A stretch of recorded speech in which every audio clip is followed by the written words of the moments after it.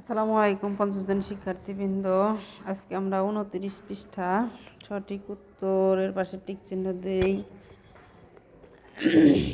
এখানে আমাদের আছে হলো 1 নম্বরে কি আছে,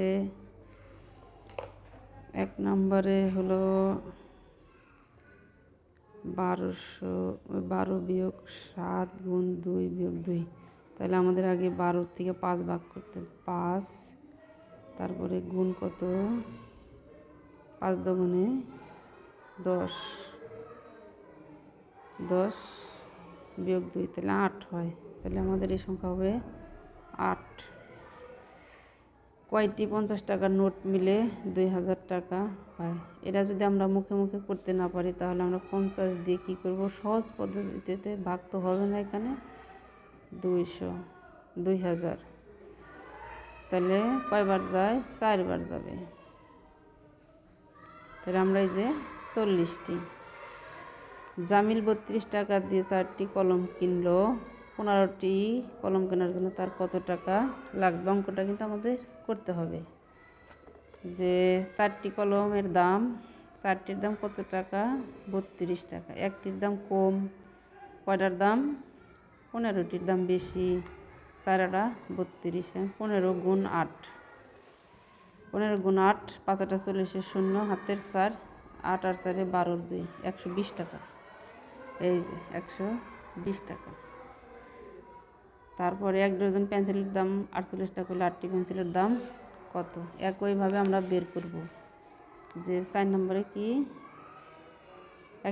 8টি পেন্সিলের দাম কত, তাহলে 12টির দাম কত, 12টির দাম 48 টাকা। একটার দাম ভাগ 12, 4 12 48, 4 টাকা। সুতরাং 8 গুণ 4টা কত টাকা, 32 টাকা। এই যে 334টি আম 15 জনের মধ্যে সমানভাবে ভাগ করে দিলে ডাইরেক্ট ভাগ, এটা 15 দুগুণে 30।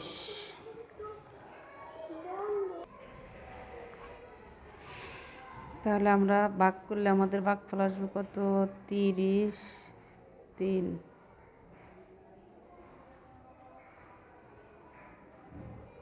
2, 30, 4।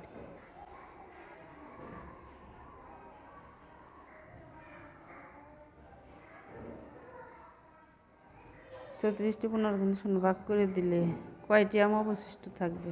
এই যে কয়টি আম রইল, 4টি। মাতার বয়স কন্যার বয়সের 3 গুণ, কন্যার বয়স 15 বছর, 10 বছর পর মাতার বয়স কত হবে? কন্যার বয়স 3 15 45 আর 10 55, কারণ 3 গুণ, 3 15 গুণ করলে 3 15 45, তারপরে 10 55 বছর। 7 নম্বর কি বলছে, 7 নম্বর বলছে হলো ফাঁকা ঘরে নিম্নে কোন প্রতীক বসবে? আমাদের অঙ্ক পুরাটাই সমাধান করতে হবে। 5 6 30, 5 6 30 ভাগ 2, 15 দুগুণে 30, 6 6 36, 36 বিয়োগ 6, তাহলে হলো 6 6 36 বিয়োগ 6 সমান 30। এখন যদি আমি এটারে ভাগ দিই এরকম যে 6 ভাগ 2 3 আসে, 3 5 15, এটা হবে কি আমাদের এই পাশেরটা বড়, ডান পাশেরটা আমাদের বড়, 30 বড়। খোলা বাক্যের উদাহরণ নিচে কোনটি?